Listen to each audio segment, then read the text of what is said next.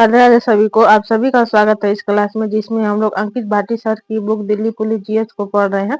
इसमें पहला चैप्टर इतिहास था, जिसके हम लोग बहुत सारे क्वेश्चन कर चुके हैं और आगे के इसके जो भी आज क्वेश्चन होंगे उसको हम लोग करेंगे।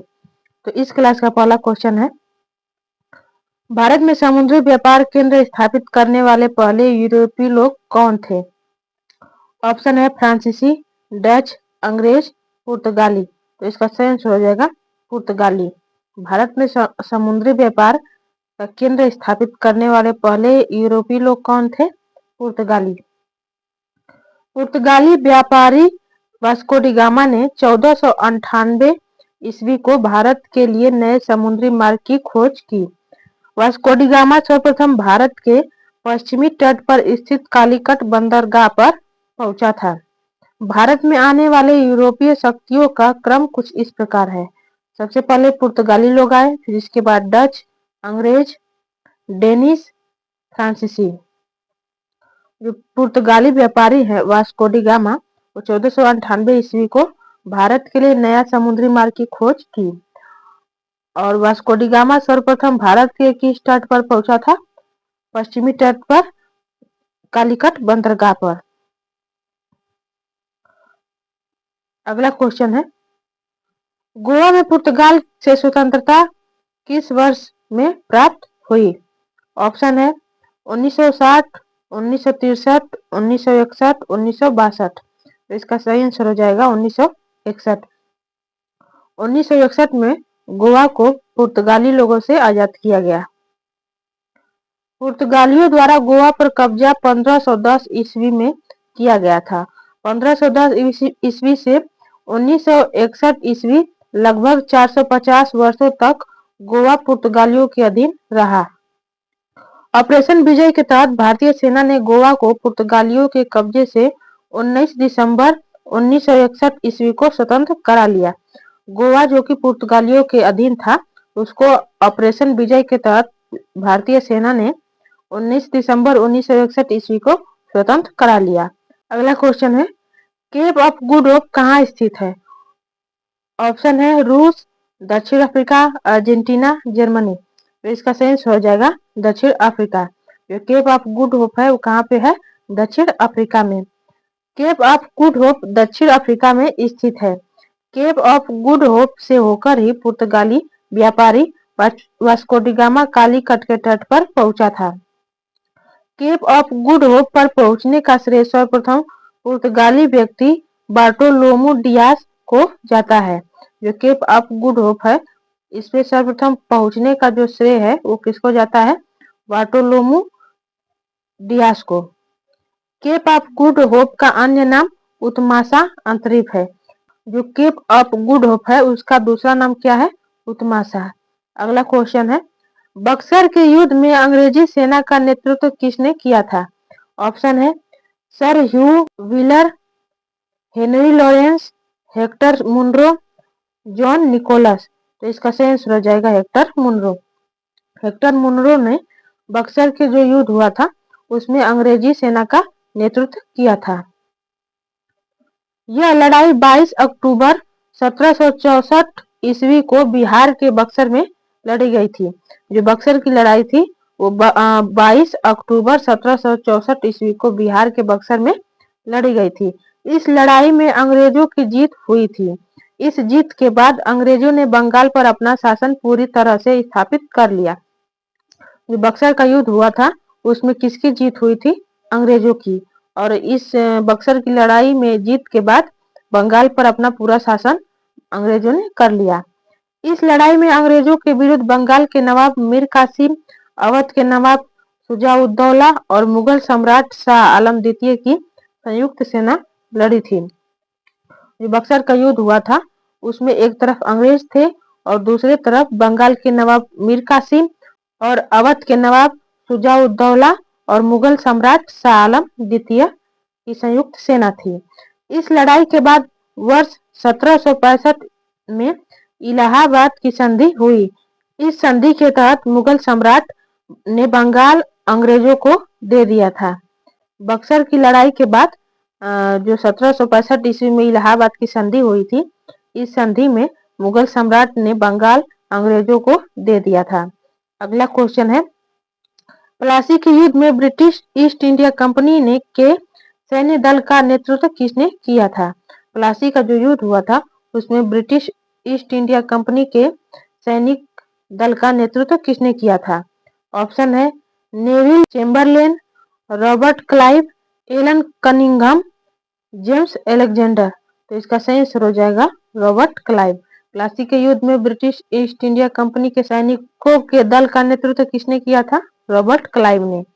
प्लासी का युद्ध 23 जून 1757 ईस्वी को हुआ था। प्लासी नामक स्थान पश्चिम बंगाल के नदिया जिले में स्थित है। जो प्लासी नामक स्थान है वो पश्चिम बंगाल के नदिया जिले में स्थित है। प्लासी का युद्ध तत्कालीन बंगाल के नवाब सिराजुद्दौला तथा अंग्रेज रॉबर्ट क्लाइव की सेना के मध्य हुआ था। प्लासी का युद्ध जो हुआ था वो बंगाल के नवाब सिराजुद्दौला और जो अंग्रेज की तरफ से जो थे रॉबर्ट क्लाइव की सेना के बीच हुआ था। Robert Clive east India company द्वारा भारत में नियुक्त बंगाल का प्रथम गवर्नर था। जो रॉबर्ट क्लाइव है वो ईस्ट इंडिया कंपनी के द्वारा भारत में नियुक्त बंगाल का प्रथम गवर्नर था। रॉबर्ट क्लाइव को बंगाल में द्वैध शासन प्रणाली का जनक माना जाता है। रॉबर्ट क्लाइव को बंगाल में द्वैध शासन प्रणाली का जनक माना जाता है। द्वैध प्रणाली शासन का जनक किसको माना जाता है? रॉबर्ट क्लाइव को। अगला क्वेश्चन है, एंग्लो मैसूर युद्ध 18वीं शताब्दी के दौरान मैसूर के शासकों और अंग्रेजी ईस्ट इंडिया कंपनी के बीच लड़े गए युद्ध की एक श्रृंखला थी। ऑप्शन है 6, 4, 2, 3। तो इसका सही आंसर हो जाएगा 4। जो एंग्लो मैसूर युद्ध 18वीं शताब्दी में हुआ था, जो मैसूर के शासक और अंग्रेज ईस्ट इंडिया कंपनी के बीच लड़ा गया था, इस युद्ध में कितनी श्रृंखला थी? 4 श्रृंखला थी। ब्रिटिश ईस्ट इंडिया कंपनी द्वारा मैसूर साम्राज्य के बीच 4 एंग्लो मैसूर युद्ध हुए थे। प्रथम आंग्ल मैसूर युद्ध 1767 से 1769 ईस्वी। द्वितीय आंग्ल मैसूर युद्ध 1780 से 1784 ईस्वी तक और तीसरा आंग्ल मैसूर युद्ध 1790 से 1792 ईस्वी तक और चौथा आंग्ल मैसूर युद्ध 1799 ईस्वी में। अगला क्वेश्चन है, आंग्ल मैसूर युद्ध का समापन निम्नलिखित में से किस युद्ध के साथ हुआ था? जो आंग्ल मैसूर युद्ध का समापन किस युद्ध के साथ हुआ था? ऑप्शन है श्रीरंगपट्टनम का युद्ध, वांडीवास का युद्ध, पोलीलूर का युद्ध, पोर्टो नोवो का युद्ध। तो इसका सही आंसर हो जाएगा श्रीरंगपट्टनम का युद्ध। आंग्ल मैसूर युद्ध श्रीरंगपट्टनम के युद्ध के साथ समाप्त हुआ था। जो आंग्ल मैसूर युद्ध हुआ था वो किस युद्ध के साथ समाप्त हुआ था? श्रीरंगपट्टनम के युद्ध के साथ। जो आंग्ल मैसूर युद्ध है, चार जो हुए थे उसको हम लोग देखेंगे। पहला है 1767 से 1769 ईस्वी, जिससे गवर्नर जनरल थे हैरी वेरेलस्ट और संधि जो हुई थी वो मद्रास की संधि हुई थी। जो दूसरा आंग्ल मैसूर युद्ध है 1780 से 1784, इसके गवर्नर जनरल थे वारेन हेस्टिंग्स और संधि जो हुई थी वो मंगलौर की संधि हुई थी। और जो तीसरा आंग्ल मैसूर युद्ध है 1790 से 1792, जिसके गवर्नर जनरल थे कार्नवालिस और जो संधि हुई थी श्रीरंगपट्टनम की संधि हुई थी। और जो चौथा आंग्ल मैसूर युद्ध है वो 1799 ईस्वी में हुआ था और इस युद्ध में गवर्नर जनरल कौन थे? वेलेजली। अगला क्वेश्चन है, श्रीरंगपट्टनम में हुए चौथे एंग्लो मैसूर युद्ध में किसकी हत्या हुई थी? ऑप्शन है हैदर अली, तिम्मर राजा वोडेयार प्रथम, तिरुमाला देव राय, टीपू सुल्तान। तो इसका सही आंसर हो जाएगा टीपू सुल्तान। जो श्रीरंगपट्टनम में जो चौथा एंग्लो मैसूर युद्ध हुआ था उसमें किसकी हत्या हुई थी? टीपू सुल्तान की। टीपू सुल्तान की मृत्यु 1799 ईस्वी को हुई थी। टीपू सुल्तान की मृत्यु कब हुई थी? 1799 ईस्वी को।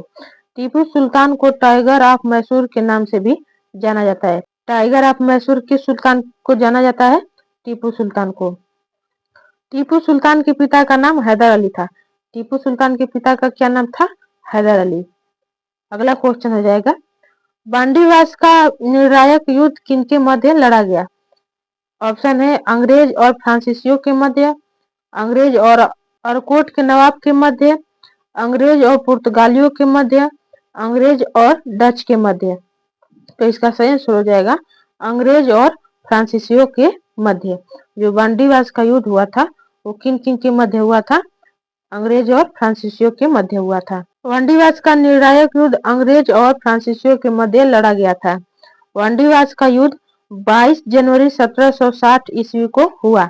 इस युद्ध में फ्रांसीसी अंग्रेजों के हाथों बुरी तरह पराजित हुए तथा फ्रांसीसियों को पौंडीचेरी अंग्रेजों के हाथ में सौंपना पड़ा।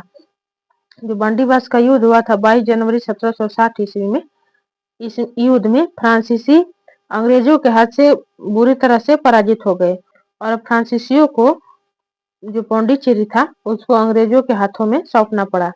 अगला क्वेश्चन है, किस संधि के परिणाम स्वरूप रणजीत सिंह और ईस्ट इंडिया कंपनी के बीच क्षेत्रों का सीमांकन हुआ?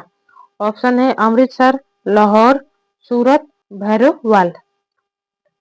तो इसका सही आंसर हो जाएगा अमृतसर। अमृतसर की संधि के परिणाम स्वरूप रणजीत सिंह और ईस्ट इंडिया कंपनी के बीच जो क्षेत्र थे उनका सीमांकन हुआ। अमृतसर की संधि ब्रिटिश ईस्ट इंडिया कंपनी और महाराजा रणजीत सिंह के बीच हुई थी। अमृतसर की संधि किन किन के बीच हुई थी? महाराजा रणजीत सिंह और ईस्ट इंडिया कंपनी के बीच हुई थी। यह संधि 25 अप्रैल 1809 को हुई थी। अमृतसर की संधि कब हुई थी? 25 अप्रैल 1809 को हुई थी। इस संधि पर ईस्ट इंडिया कंपनी की तरफ से चार्ल्स मेटकाफ ने हस्ताक्षर किया था। इस संधि के अनुसार सतलुज नदी को सिख साम्राज्य और ब्रिटिश भारत के बीच सीमा बनाया गया था। जो अमृतसर की संधि हुई थी इसके अनुसार जो सतलुज नदी है वो सिख साम्राज्य और ब्रिटिश भारत के बीच सीमा बनाया गया था। अगला क्वेश्चन है, निम्नलिखित में से किसने 1858 में झांसी के किले की घेराबंदी की थी? ऑप्शन है sir Hugh Rose, sir Colin Campbell, A O Hume, general Dyer. तो इसका सही आंसर हो जाएगा सर ह्यूरोज। सर ह्यूरोज ने 1858 ईस्वी में झांसी के किले की घेराबंदी की थी। वर्ष 1858 में जनरल ह्यूरोज की कंपनी बलों ने झांसी के किले की घेराबंदी की थी।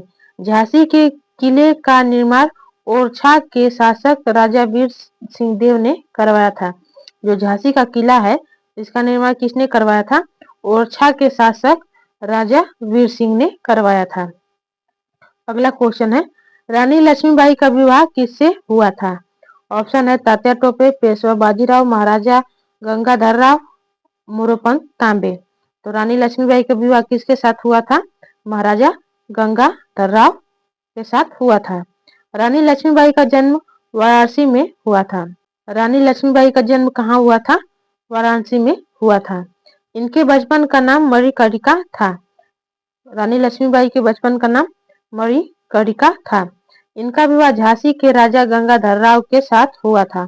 इनकी मृत्यु ग्वालियर में हुई। रानी लक्ष्मीबाई की मृत्यु कहाँ हुई थी?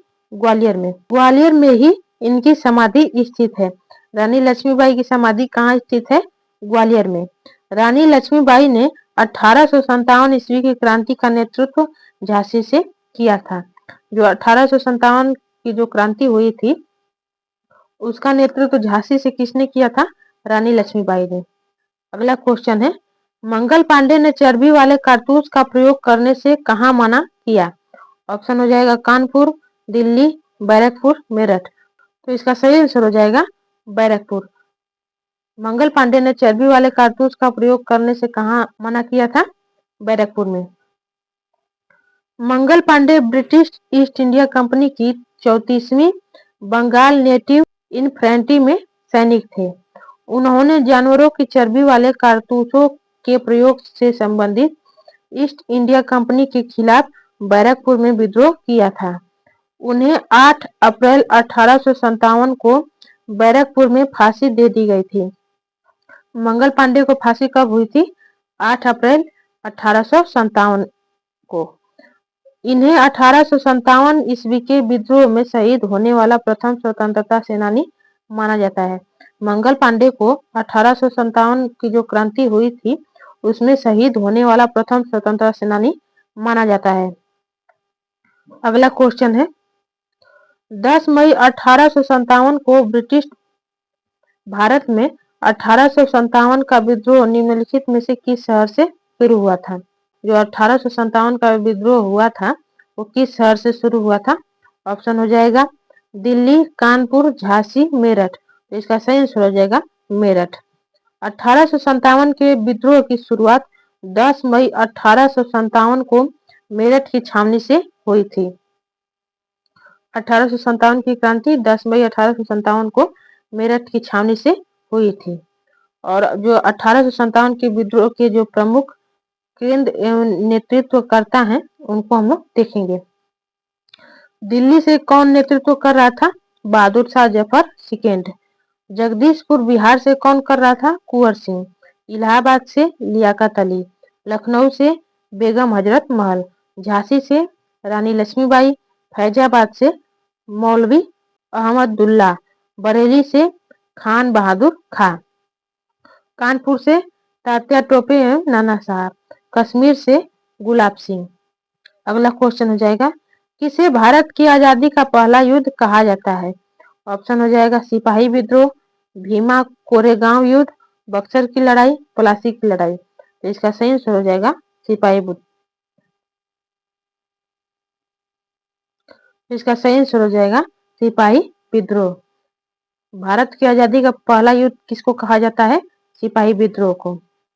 सिपाही विद्रोह को भारत की आजादी का पहला युद्ध कहा जाता है। सिपाही विद्रोह 10 मई 1857 को मेरठ से प्रारंभ हुआ था। सिपाही विद्रोह को भारतीय विद्रोह प्रथम भारतीय स्वतंत्रता संग्राम नाम से भी जाना जाता है। जो सिपाही विद्रोह है उसको भारतीय विद्रोह भारतीय स्वतंत्रता संग्राम नाम से भी जाना जाता है। अगला क्वेश्चन है किस पर वर्ष 1857 के विद्रोह के विद्रोहियों का नेतृत्व करने के आरोप में मुकदमा चलाया गया और रंगून निर्वासित किया गया, जहां उनका वर्ष 1862 में निधन हो गया? ऑप्शन है शाह आलम, बहादुर शाह जफर, शाह आलम प्रथम, अकबर शाह द्वितीय। तो इसका सही आंसर हो जाएगा बहादुर शाह जफर।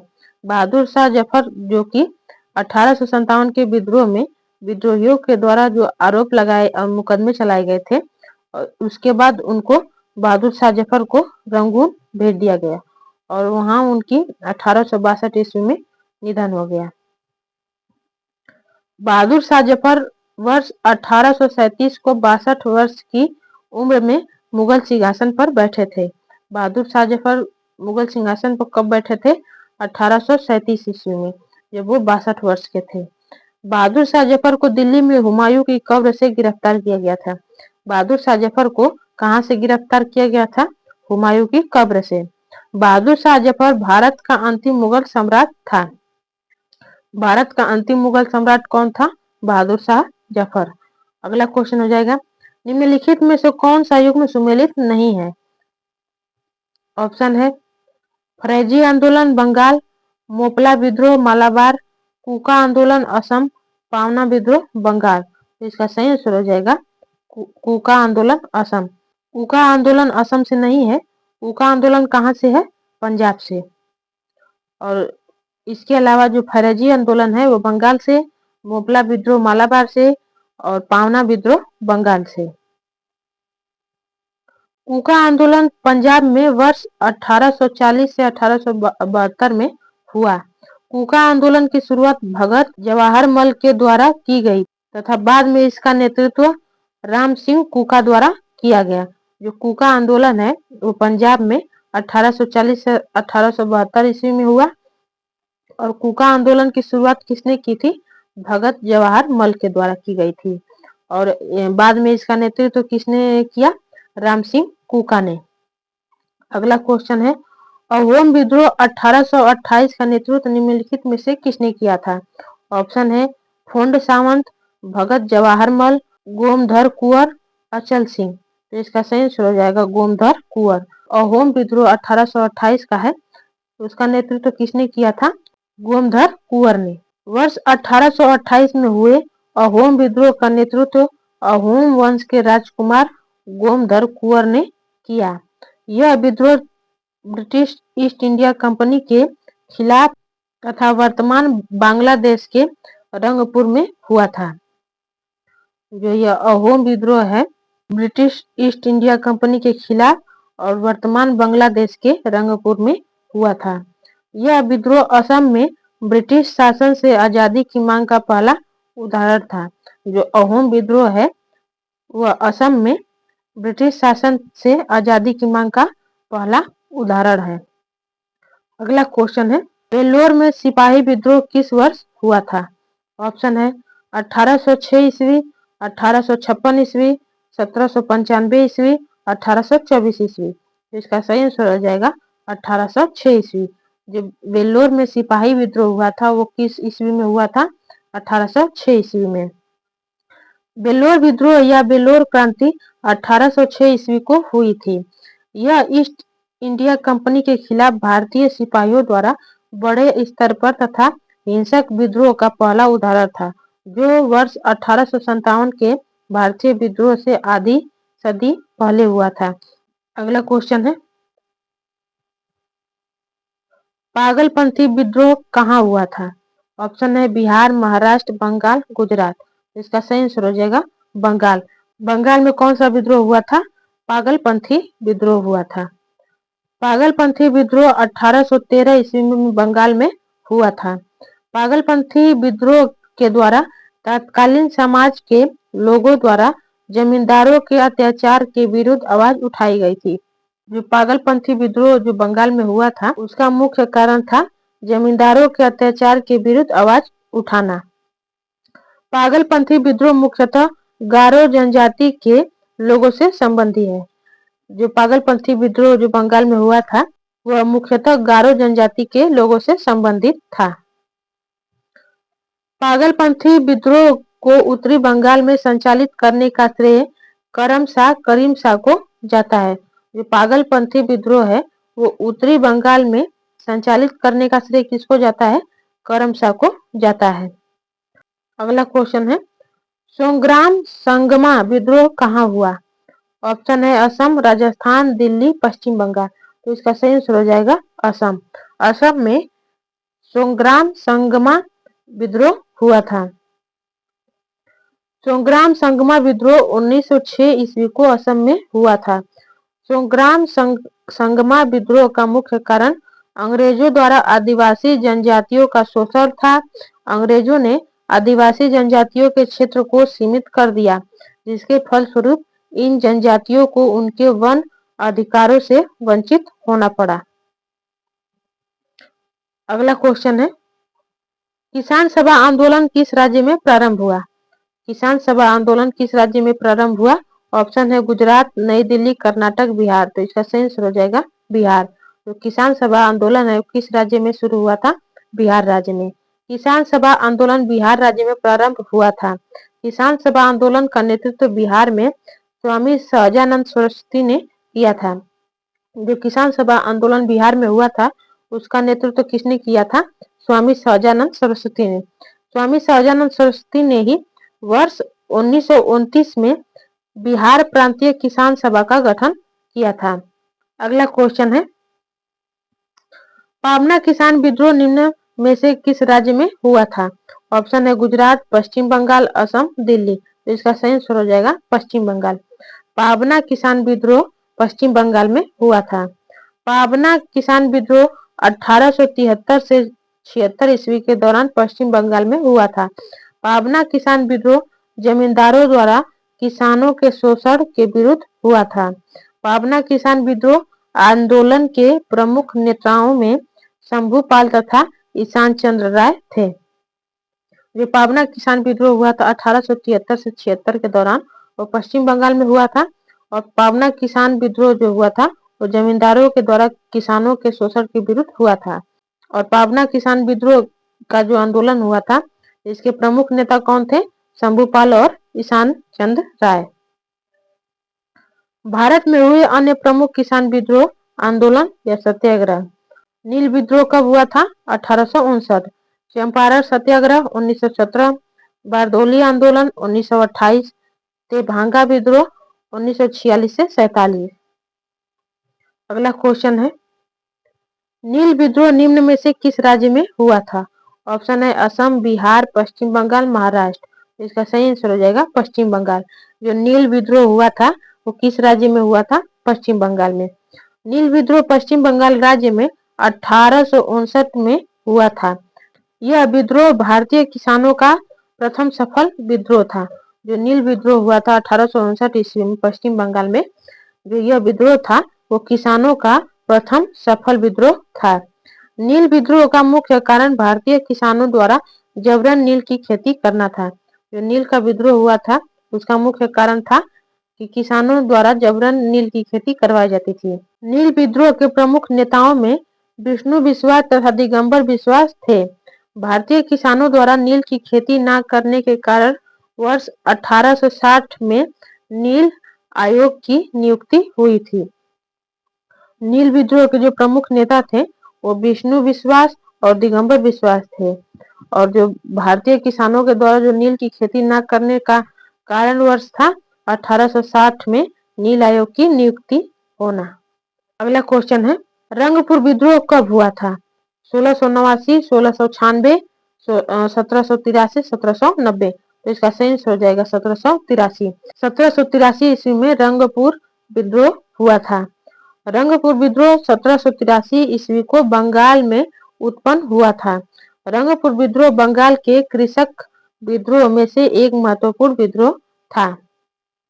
अगला क्वेश्चन है, वर्ष 1899 से 1900 के बीच एक मुंडा विद्रोह का नेता कौन था? ऑप्शन है बिरसा मुंडा, राघव मुंडा, ब्लाविद मुंडा, राजेश मुंडा। तो इसका सही हो जाएगा बिरसा मुंडा। बिरसा मुंडा द्वारा जो कि एक विद्रोह हुआ था 1899 से 1900 के बीच, मुंडा विद्रोह उसका नेता थे बिरसा मुंडा। वर्ष 1899 से 1900 के बीच हुए मुंडा विद्रोह का नेता बिरसा मुंडा था।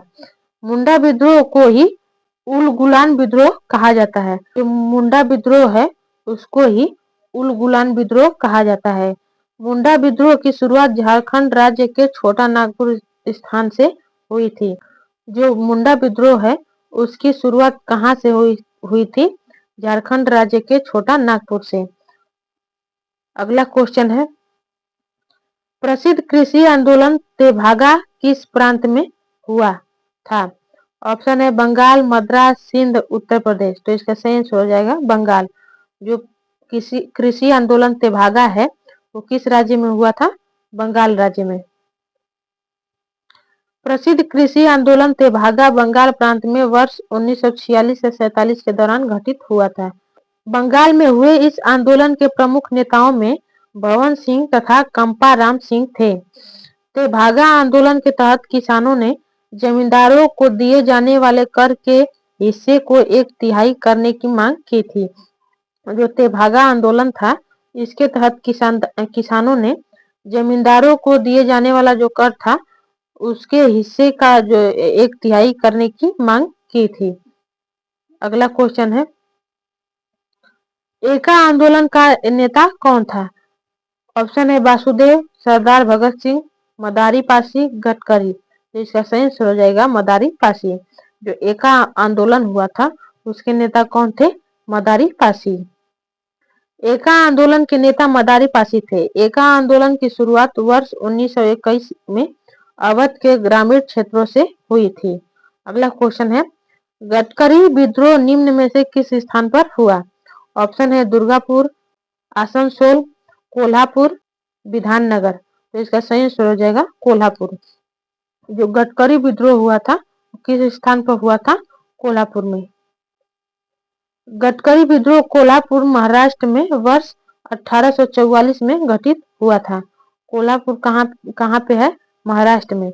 और जो गडकरी विद्रोह हुआ था वो कोल्हापुर में 1844 में घटित हुआ था। गडकरी विद्रोह का नेतृत्व कृष्णा दाजी पंडित ने किया था। यह गडकरी जाति द्वारा अंग्रेजों के विरुद्ध किया गया एक सफल विद्रोह था। जो गडकरी विद्रोह हुआ था उसका नेतृत्व किसने किया था? कृष्णा दाजी पंडित ने। और यह गडकरी जाति के द्वारा अंग्रेजों के विरुद्ध किया जाने वाला एक सफल विद्रोह था। अगला क्वेश्चन है, भारतीय राष्ट्रीय कांग्रेस के सत्र की अध्यक्षता करने वाली पहली भारतीय महिला कौन थी? ऑप्शन है सरोजिनी नायडू, कल्पना दत्त, कमला देवी चट्टोपाध्याय, एनी बेसेंट। तो इसका सही आंसर हो जाएगा सरोजिनी नायडू। जो कांग्रेस के सत्र की अध्यक्षता करने वाली पहली भारतीय महिला कौन है? सरोजिनी नायडू। भारतीय महिला पूछा है इसलिए सरोजिनी नायडू है। सरोजिनी नायडू ने भारतीय राष्ट्रीय कांग्रेस के वर्ष 1925 के कानपुर में आयोजित अधिवेशन की अध्यक्षता की थी। एनी बेसेंट भारतीय राष्ट्रीय कांग्रेस के सत्र की अध्यक्षता करने वाली प्रथम महिला थी। जो एनी बेसेंट है वो कांग्रेस के सत्र की अध्यक्षता करने वाली पहली महिला है और जो सरोजिनी नायडू है वो पहली भारतीय महिला है। कल्पना दत्त ये भारतीय स्वतंत्रता आंदोलन से संबंधित प्रमुख क्रांतिकारी महिलाओं में से एक थी। इनका संबंध चटगांव शस्त्रागार विद्रोह से भी था। जो कल्पना दत्त हैं भारतीय स्वतंत्रता आंदोलन से संबंधित एक क्रांतिकारी महिला है। इनका संबंध किस विद्रोह से है? चटगांव शस्त्रागार विद्रोह से। कमला देवी चट्टोपाध्याय ये स्वतंत्रता सेनानी तथा समाज सुधार से संबंधित थी। इन्होंने असहयोग आंदोलन के दौरान महत्वपूर्ण भूमिका निभाई थी। अगला क्वेश्चन है, वर्ष 1855 से 56 में भारत में हुए संथाल विद्रोह का नेतृत्व किसने किया था? ऑप्शन है सिद्धू और कान्हू, गोरा और बादल, नीलांबर और पीतांबर, आल्हा और उदल। तो इसका सही आंसर हो जाएगा सिद्धू और कान्हू। जो 1855 से 56 में भारत में जो संथाल विद्रोह हुआ था उसका नेतृत्व किसने किया था? सिद्धू और कान्हू ने। वर्ष 1855 से 56 में बंगाल में हुए संथाल विद्रोह का नेतृत्व सिद्धू और कान्हू ने किया था। संथाल विद्रोह संथाल जनजातियों द्वारा जमींदारों तथा अंग्रेजों के द्वारा किए गए सामाजिक और आर्थिक शोषण के विरुद्ध था। जो संथाल विद्रोह है वो संथाल जनजाति के द्वारा जमींदारों तथा अंग्रेजों के द्वारा जो सामाजिक और आर्थिक शोषण किए जा रहे थे इसके विरुद्ध ये संथाल विद्रोह किया गया था। अगला क्वेश्चन है, किस वर्ष में राजा राम मोहन राय ने कलकत्ता में ब्रह्म समाज की स्थापना की थी? ऑप्शन है 1822, 1824, 1826, 1828। इसका सही आंसर हो जाएगा 1828। 1828 ईस्वी में राजा राम मोहन राय ने कलकत्ता में ब्रह्म समाज की स्थापना की थी। वर्ष 1828 में राजा राम मोहन राय ने कलकत्ता में ब्रह्म समाज तथा वर्ष 1815 में आत्मीय सभा की स्थापना की थी। जो राजा राम मोहन राय हैं उन्होंने कलकत्ता में 1828 ईस्वी में ब्रह्म समाज की और 1815 में आत्मीय सभा की स्थापना की थी। राजा राम मोहन राय को आधुनिक भारत के पुनर्जागरण के पिता के रूप में भी जाना जाता है। जो राजा राम मोहन राय हैं उनको आधुनिक भारत के पुनर्जागरण के पिता के रूप में जाना जाता है। राजा राम मोहन राय की समाधि ब्रिस्टल इंग्लैंड में है। राजा राम मोहन राय की समाधि कहाँ पे है? ब्रिस्टल इंग्लैंड में। और यहाँ पे हमारे क्वेश्चन जो है आज के वो खत्म होते हैं और इसके आगे के जो भी क्वेश्चन होंगे वो उसको हम लोग कल करेंगे। तो आई होप आप लोगों को ये क्लास अच्छी लगी होगी। अगर ये क्लास आप लोग को पसंद आई होगी तो like, comment, share and channel को सब्सक्राइब कर लीजिएगा। मिलते हैं अगली क्लास में। सभी को राधे राधे। Thank you.